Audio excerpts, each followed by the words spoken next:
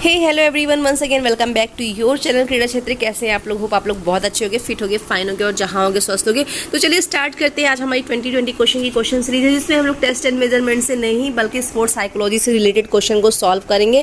और यहाँ पे क्वेश्चन जो है एग्जाम के अकॉर्डिंग इंपॉर्टेंट ही होंगे आपके लिए। एक या दो क्वेश्चन आपको जरूर देखने को मिल जाएंगे। तो बिना टाइम वेस्ट किए हुए हम लोग स्टार्ट करते हैं। हमारा क्वेश्चन नंबर फर्स्ट, जिसमें पूछा गया है लिखने की भूल, बोलने की भूल, वस्तु को गलत स्थान पर रखने की भूल इत्यादि को फ्रायड ने किस नाम से संबोधित किया है। तो आपको पता होगा, आपके भी घर में या आप खुद हो सकते हो ऐसे, आप में से भी बहुत से लोग ऐसे होंगे, कोई चीज़ कहीं पे रख के भूल जाते होंगे, ठीक है, या फिर कोई चीज़ जहाँ से उठाते होगे उस जगह पे नहीं रखते होगे, जिसके लिए आपको बहुत डांट पड़ती होगी, ठीक है। तो यहाँ पे फ्रायड ने इसको किस नाम से संबोधित किया है? तो फ्रायड ने दोस्तों इसको पैराप्रैक्सिस नाम से संबोधित किया है, ठीक है। अब जो इंसान आपके घर में ऐसा हो ना, उसका नाम ऐसा रख देना, पैराप्रैक्सिस हो तुम भैया, ठीक है। तो पैराप्रैक्सिस से क्या हो गया? फ्रायड ने दिया है। क्वेश्चन ये भी बन सकता है पैराप्रैक्सिस नाम किसने दिया है? तो फ्रायड ने दिया है। तो याद रखना पैराप्रैक्सिस, ठीक है। मानो आप पैराप्रैक्सिस हो, आप भूल जाते हो तो आप पैराप्रैक्सिस हो। तो ये क्वेश्चन नंबर फर्स्ट हो गया। नेक्स्ट क्वेश्चन हमारा सेकंड है। सेकंड में पूछा गया है कि व्यक्तित्व के विश्लेषणात्मक सिद्धांत किसने दिया है? तो ये व्यक्तित्व का जो विश्लेषणात्मक सिद्धांत है, मीन्स एनालिटिकल जो थ्योरी है, किसने दी है? तो थ्योरी से रिलेटेड क्वेश्चन जनरली हर एक एग्जाम में आपको देखने को मिलेंगे, इसलिए थ्योरी जो किसने कौन सी दी है इसको बिल्कुल अच्छे से याद कर लेना, ठीक है। जैसे कि हमारी अब यहाँ पे एनालिटिकल थ्योरी पूछी है, तो ये हमारे किसने दी है? तो आपको पता होगा। तो अगर युंग है तो आपने युंग गेस किया तो बहुत ही सही है, युंग ने दिया है। अगर क्वेश्चन आता है कि भैया हमारे जो है कौन सी थ्योरी, सरप्लस एनर्जी थ्योरी किसने दी है? तो आप क्या बताओगे? एसआर ने दिया है। Means surplus energy theory Spencer और सिरर ने दिया है। इसको एसआर थ्योरी भी बोलते हैं। एनालिटिक थ्योरी किसने दिया है? सॉरी, एंटीसिपेटरी थ्योरी किसने दिया है? तो कार्ल ग्रूस ने एंटीसिपेटरी थ्योरी दी है, ठीक है। कैथार्टिक थ्योरी किसने दी है? तो अरस्तु ने कैथार्टिक थ्योरी दी है। इस टाइप के क्वेश्चन जो है एग्जाम में जनरली आते हैं, तो इसको बिल्कुल आप क्लियर कर सकते हो, ठीक है। जैसे क्वेश्चन आएगा साइको एनालिसिस जो है हमारे सिगमंड फ्रायड ने दिया है। और हमारे जैसे क्वेश्चन आता है ह्यूमनिज्म थ्योरी किसने दी है? तो मैस्लो ने दिया है और कार्ल रोजर्स ने दिया है। और इसी टाइप की हमारी और जो थ्योरी है, तो आप देख लेना। जैसे कॉग्निटिव थ्योरी है हमारी, इफेक्टिव है, ये सारी थ्योरीज हैं, इनके बारे में आप देख लेना कि उसको एक कॉपी पेन लेके इसको नोट कर लेना, तो आपको याद हो जाएगा, ठीक है। तो यहाँ पे इसका आंसर जो होता है हमारा युंग बिल्कुल करेक्ट होता है। नेक्स्ट क्वेश्चन हमारा है, क्वेश्चन नंबर थर्ड है, युंग ने व्यक्तित्व विकास की कितनी अवस्थाएं बताई हैं? तो अभी एनालिटिकल जो हमारी थ्योरी थी वो युंग ने की थी। अब इन्होंने कितनी विकास की अवस्थाएं बताई हैं युंग ने? तो कितनी है? ऑप्शन देख सकते हो, 4, 8, 10, 7। तो इन्होंने 4 बताई है, ठीक है। कितनी बताई है? 4 बताई है कि 4 जो होती है विकास की अवस्थाएं होती हैं। क्वेश्चन नंबर 4 है, फ्रायड मानसिक ऊर्जा की उत्पत्ति का स्रोत मानते हैं। जो हमारे फ्रायड है वो जो मानसिक मीन्स जो मेंटल एनर्जी की उत्पत्ति का स्रोत किसको मानते हैं? ऑप्शन ए है यौन मूल प्रवृत्ति को, शारीरिक क्रियाओं को, अचेतन को, उपयुक्त सभी। तो आप जैसे जानते हो सिगमंड फ्रायड हमारे जो कि साइको एनालिटिक थ्योरी के फादर कहलाते हैं, और इन्होंने जो है सेक्स अर्ज के बारे में डिस्कशन किया था, जिसको इन्होंने लिबिडो नाम दिया था, और ये काफी विवादित रहे। तो यहाँ पे जैसा कि दिया है यौन मूल प्रवृत्ति को ये मानसिक ऊर्जा की उत्पत्ति का स्रोत मानते हैं। ऑप्शन यहाँ पे ए करेक्ट हो जाता है। नेक्स्ट क्वेश्चन हमारा 6 है। तो 6 में पूछा गया है, 1 सेकेंड, नेक्स्ट क्वेश्चन हमारा 5 है, व्यक्तित्व के आकारात्मक मॉडल जो हमारा टोपोग्राफिकल मॉडल है उसके प्रतिपादक कौन है? तो ये इंपॉर्टेंट क्वेश्चन हो सकता है, ये सब पता होना चाहिए आपको। तो टोपोग्राफिकल मॉडल के जो प्रतिपादक है वो हमारे कौन है? फ्रायड है, ठीक है। कौन है? फ्रायड है। अगला क्वेश्चन हमारा दोस्तों है क्वेश्चन नंबर 6 है, कैटल ने, जैसे कि जानते हैं क्वेश्चन कभी कभी आता है 16 पीएफ थ्योरी किसने दी है? तो 16 पीएफ थ्योरी हमारे कैटल ने दी है। एक क्वेश्चन हो गया। सेकंड क्वेश्चन यहाँ पे दिया हुआ है, कैटल ने 16 पीएफ प्रश्नावली के विभिन्न कारकों का नामकरण अंग्रेजी के अक्षर ए, ठीक है, यहाँ पे ए है, ए से शुरू होकर नीचे की वर्णमाला के रूप में नामकरण किया है। इस नामकरण का आधार क्या था? पूछा गया था ना, इसका आधार क्या था, ठीक है। तो क्या आधार था दोस्तों? ऑप्शन देख सकते हो आप, विभिन्न कारकों को बढ़ते हुए महत्व को दिखाना, या विभिन्न कारकों के क्षैतिज महत्व को दिखाना, या विभिन्न कारकों के घटते महत्व को दिखाना, या उपर्युक्त में से कोई नहीं। तो दोस्तों इनका जो ये आधार था वो था कि जो इनके जो फैक्टर्स है, विभिन्न जो कारक है, उसको घटते महत्व में दिखाना। ऑप्शन सी जो होता है करेक्ट होता है। ओके, नेक्स्ट क्वेश्चन हमारा 7 में पूछा गया है, डेफिनेशन है, डेफिनेशन किसने दी है? पूछा कि व्यक्तित्व वह है जो पूर्व कथन करता है। ये डेफिनेशन जो है किसने दी है? पूछा गया कि व्यक्तित्व वह है जो पूर्व कथन करता है कि दी गई परिस्थितियों में व्यक्ति क्या करेगा। तो दी गई परिस्थितियों में व्यक्ति क्या करेगा, ये एक डेफिनेशन है, याद कर सकते हो, दी गई परिस्थितियों में व्यक्ति क्या करेगा। ठीक है, तो अब ये डेफिनेशन किसने दी है आपको बताना है, तो ये हमारे कैटल ने कहा है। कैटल ने कहा भैया जब परिस्थितियाँ हमारी दी गई परिस्थितियाँ हैं तो उस परिस्थितियों में व्यक्ति क्या करेगा। तो कुछ भी ट्रिक बना के याद कर सकते हो, जैसा कि मैंने बताया कि डेफिनेशन याद करने का तरीका क्या है। तो यहाँ पे कैटल ने बात की है परिस्थितियों में व्यक्ति क्या करेगा। ठीक है, याद करना से परिस्थितियों में व्यक्ति क्या करेगा, ये डेफिनेशन हमारे कैटल ने दिया है, तो ये यहाँ पे करेक्ट आंसर कैटल हो जाता है। नेक्स्ट क्वेश्चन नंबर 8 है, कैटल व्यक्ति के विकास की कुल कितनी अवस्थाएं मानते हैं। अब जो कैटल हैं वो व्यक्ति की कितनी अवस्थाएं मानते हैं ये आपको बताना है, 8, 15, 10 या फिर 6। तो कैटल जो है 6 अवस्थाएं मानते हैं, 6 मानते हैं। ठीक है, और इससे पहले हमने क्या कहा था, यूंग ने व्यक्तित्व विकास की कितनी अवस्थाएं मानी है, मानी है 4 मानी है। कैटल ने विकास की कुल कितनी अवस्थाएं मानी है, 6 मानी है। ओके, नेक्स्ट क्वेश्चन हमारा 9 है। 9 में पूछा गया कैटल के द्वारा व्यक्तित्व विकास पर आनुवांशिकता तथा वातावरण के संभावित प्रभावों के अध्ययन के लिए कौन सी प्रविधि अपनाई है। तो कौन सी प्रविधि अपनाई है, तो आप इसको पढ़ सकते हो MAVA या मावा या AMVA CAMNAVA, जो आपको सही लगे वैसे स्पेलिंग पढ़ सकते हो। ठीक है, तो यहाँ पे जो कैटल ने व्यक्तित्व के विकास के लिए जो हमारी हेरिडिटी है, अनुवांशिकता है, और जो इन्वायरमेंट है उसके जो प्रभाव है, इफेक्ट है, उससे जो अध्ययन किया उस प्रविधि को उन्होंने जो नाम दिया दोस्तों वो दिया है मावा। ठीक है, क्या नाम दिया है, मावा नाम दिया है। याद रखना, क्वेश्चन अच्छा है, इंपॉर्टेंट है, और ये क्वेश्चन नेट लेवल में एग्जाम में आया हुआ भी है। नेक्स्ट क्वेश्चन हमारा 10 है। 10 में पूछा कि कैटल ने किस सांख्यिकी विधि का प्रयोग सील गुणों के मापन में किया है। ठीक है, सील गुणों के मापन में किसका जो है इन्होंने यूज किया है सांख्यिकी विधि का प्रयोग में। ठीक है, समूह विधि का, प्रक्षेपण विधि का, या फिर निरीक्षण विधि का, या कारक विश्लेषण विधि का। तो किसका यूज किया है आपको बताना है। तो कैटल ने जो सांख्यिकी विधि का यूज किया है वो हमारी कारक विश्लेषण का यूज किया है। किसका किया है, कारक विश्लेषण। सील गुणों को मापने के लिए कैटल ने, K for cattle, K for कारक, कारक विश्लेषण का क्या किया है, कारक विश्लेषण का यूज किया है। ठीक है, तो एक बार रिवीजन कर लेते हैं। कैटल ने हमारी जो व्यक्तित्व की कितनी अवस्थाएं मांगी, विकास की, व्यक्ति के विकास की कितनी अवस्थाएं मानी है, 6। अगर आप 6 जा रहे हो तो बिल्कुल सही है। युग ने व्यक्तित्व की विकास की कितनी अवस्थाएं मानी है, 4 मानी है। फ्रायड ने मानसिक ऊर्जा की उत्पत्ति का स्रोत किसको माना है, यौन मूल प्रवृत्ति को माना है। ठीक है, 16 PF थ्योरी किसने दी है, कैटल ने दी है। टोपोग्राफिकल मॉडल के प्रतिपादक कौन है, फ्रायड है। और हमारा जो अभी कैटल ने जो व्यक्तित्व विकास के लिए उन्होंने आनुवांशिकता और वातावरण के जो संभावित प्रभाव का अध्ययन किया था उसको किस नाम से उन्होंने डिनोट किया था, संभावित किया था, कौन सी टेक्निक मिस यूज की थी, मावा या फिर AMVA। तो आपको याद है, होप याद होगा, तो उसका जो है हमारा मावा। ठीक है, MAVA। अब अगले क्वेश्चन की तरफ चलते हैं, और यहाँ पे क्वेश्चन है ये कैटल ने कारक विश्लेषण का यूज किया था। ठीक है, नेक्स्ट क्वेश्चन हमारा 11 में पूछा गया आलपोर्ट के कार्यात्मक स्वायत्तता का सर्वाधिक विरोध किया है। तो आलपोर्ट ने जो कार्यात्मक उनकी स्वायत्तता थी उसका सबसे ज्यादा विरोध किसने किया है, पूछा गया फ्रायड ने, मरी ने, या आइजेंग ने, या कैटल ने। तो किसने किया है दोस्तों बताना है आपको यहाँ पे। तो इसका जो करेक्ट आंसर होता है वो हमारे फ्रायड ने किया है सबसे ज्यादा विरोध। ठीक है, आलपोर्ट की कार्यात्मक स्वायत्तता का जो सबसे ज्यादा विरोध किया है वो किसने किया, फ्रायड ने किया है। नेक्स्ट क्वेश्चन हमारा 12 है। फ्रायड के अनुसार निम्न में से कौन सा अचेतन को जानने का मार्ग नहीं। जैसे कि जानते हैं हमारा जो मन होता है चेतन और अचेतन 2 होते हैं। तो इन्होंने कहा है कि फ्रायड के अकॉर्डिंग जो अचेतन मन है हमारा उसको जानने का ये जो हमारे दे रखे हैं ऑप्शन, इनके अकॉर्डिंग कौन सा मार्ग नहीं है। ठीक है, मार्ग नहीं है पूछा है, तो यहाँ पे जो मार्ग क्या नहीं है, प्रतिरोध, ये हमारा मार्ग नहीं होता है। बाकी ये युक्त साहचर्य, स्वप्न, मनोविश्लेषण ये होता है, बट प्रतिरोध जो होता है ये नहीं होता है। ओके, क्वेश्चन नंबर 13 में पूछा गया है मैस्लो के अनुसार स्नेह की भूख क्या है। तो मैस्लो के अनुसार स्नेह की भूख क्या है बताना है, B motive, D motive, love, need, self sufficiency. तो यहाँ पे मैस्लो के अकॉर्डिंग जो है हमारा ये होता है बी मोटिव। अब ये भी क्वेश्चन आ सकता है स्नेह की भूख किसने कहा, स्नेह की भूख के बारे में किसने बात की, तो मैस्लो ने स्नेह की भूख के बारे में बात किया है, और स्नेह की भूख क्या है वो है बी मोटिव है। ठीक है, नेक्स्ट क्वेश्चन हमारा नेक्स्ट है। एक नवजात शिशु में मूलतः प्रवृत्तियां पाई जाती हैं। तो क्या पाई जाती हैं आपको बताना है, कौन सी प्रवृत्तियां पाई जाती हैं। अहम प्रवृत्ति में हम लोग कह सकते हैं ईगो अपन ने पढ़ा ना, ईगो, सुपर ईगो।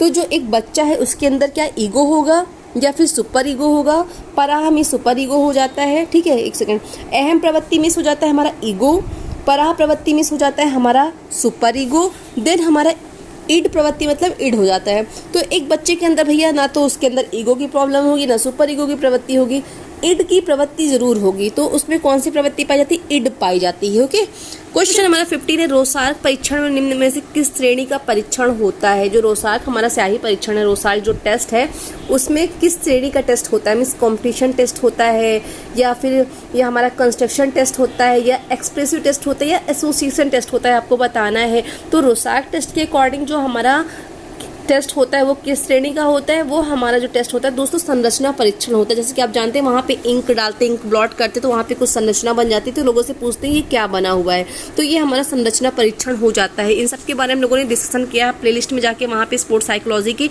सारी जो वीडियो है पड़ी हुई आप वहाँ पे देख सकते हो, हमने सारी चीज़ों के बारे में डिस्कशन किया हुआ है। ठीक है, नेक्स्ट क्वेश्चन हमारे 16 है, MMPI का निर्माण किसने किया है? तो सबसे पहले इसका फुल फॉर्म जानते हैं, MMPI का क्या है फुल फॉर्म? तो इसका फुल फॉर्म है Minnesota multiphasic personality inventory, MINESOTA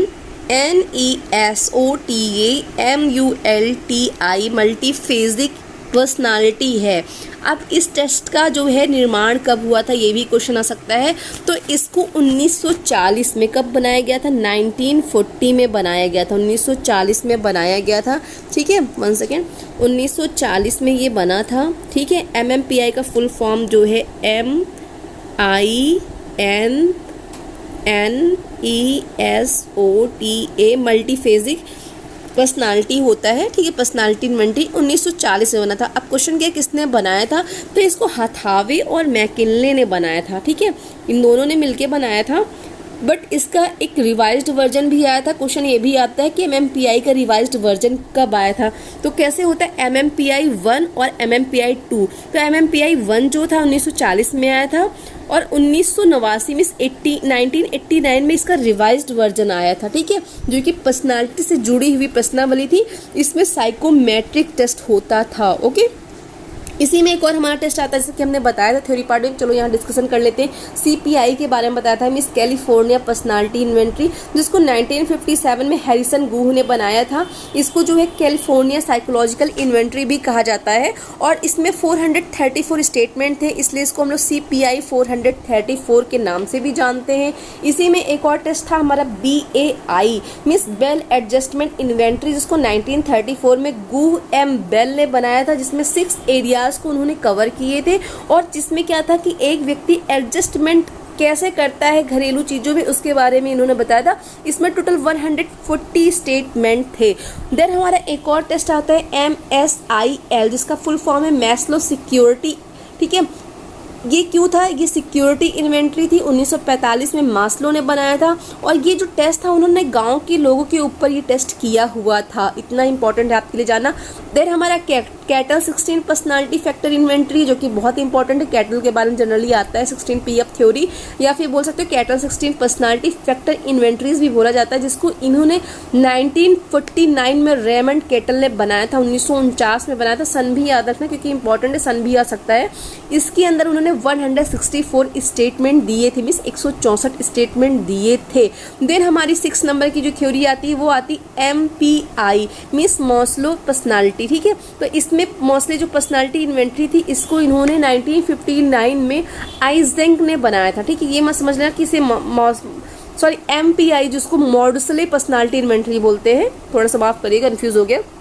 तो मॉडसले पर्सनालिटी इन्वेंट्री को आइजेंक ने 1959 में बनाया था। इसे EPQ भी कहते हैं। क्वेश्चन ये बहुत बार आता है EPQ। ठीक है, EPQ, तो EPQ किसको बोलते हैं? ये मॉडसले पर्सनालिटी इन्वेंट्री को बोलते हैं। 1959 में हमारे किसने बनाया था? आइजेंक ने बनाया था, जिसको आइजेंक पर्सनालिटी क्वेश्चनायर भी कहा जाता है। 3 नाम है देखो, MPI मिस मॉडसले पर्सनालिटी इन्वेंट्री, जिसको 1959 में आइजेंक ने बनाया था। इसे EPQ भी कहते हैं, इसे आइजेंक पर्सनालिटी क्वेश्चनायर भी कहा जाता है। ये एक्सट्रोवर्ट एंड इंट्रोवर्ट के जो लोग होते हैं ना, उन पे इस पे काम किया जाता है, और न्यूट्रिज्म में भी इस पे काम किया जाता है। तो ये आपका क्या हो गया? थ्योरी, जो कि हमारी पर्सनालिटी इन्वेंट्री थ्योरी है, जिसको हम लोग सेल्फ रिपोर्ट इन्वेंट्री थ्योरी भी कहते हैं। 1918 में वुड्सवर्थ ने पर्सनल डेटा शीट सबसे पहले इन्होंने बनाया था, जिसमें पर्सनालिटी इन्वेंट्री बनाई थी, जिसके अंदर 116 स्टेटमेंट थे। तो हम लोगों ने यहाँ पे पूरा जो है पर्सनालिटी इन्वेंट्रीज के बारे में डिस्कशन कर लिया है। अगर आपने नोट कर लिया तो बहुत अच्छा है, अगर सिर्फ सुन रहे हो तो बिल्कुल भी अच्छा नहीं है,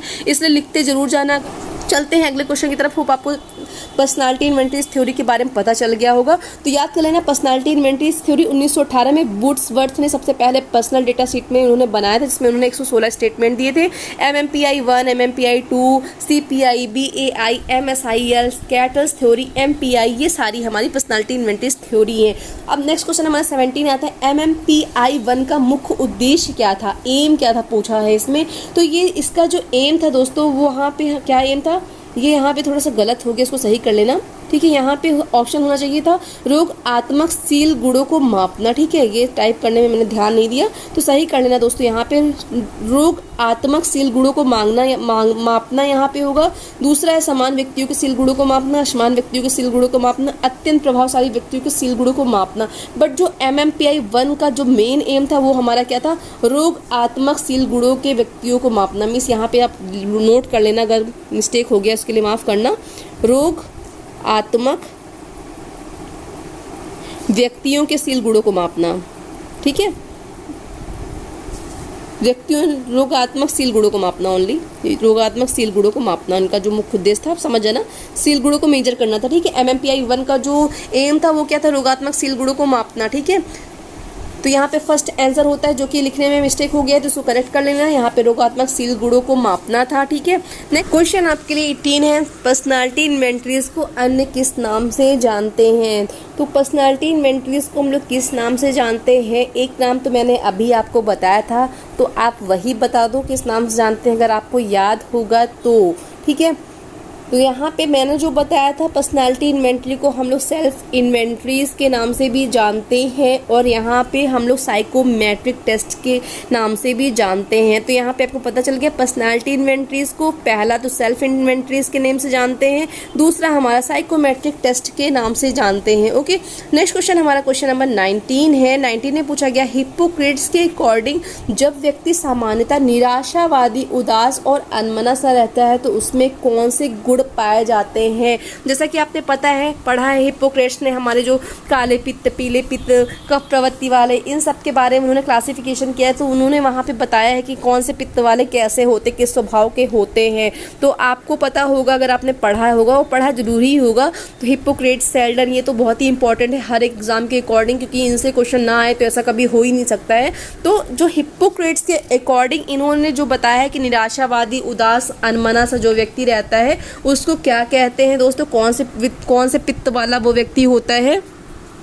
तो आप गेस कर सकते हो, काले पित्त वाला होता है या पीले पित्त वाला होता है या कफ प्रवृत्ति वाला होता है, कौन से प्रवृत्ति वाला होता है। तो होप अगर आपने काले पित्त की प्रधानता आपने गेस किया है तो बिल्कुल सही किया है। जिन लोगों का जिनके अंदर काले पित्त की प्रधानता होती है वो व्यक्ति क्या होते हैं, निराशावादी, उदास, अनमने से रहते हैं काले पित्त वाले। ओके, काले पित्त वाले कैसे रहते हैं समझ गए होगे आप, अनमने से, उदास से होते हैं।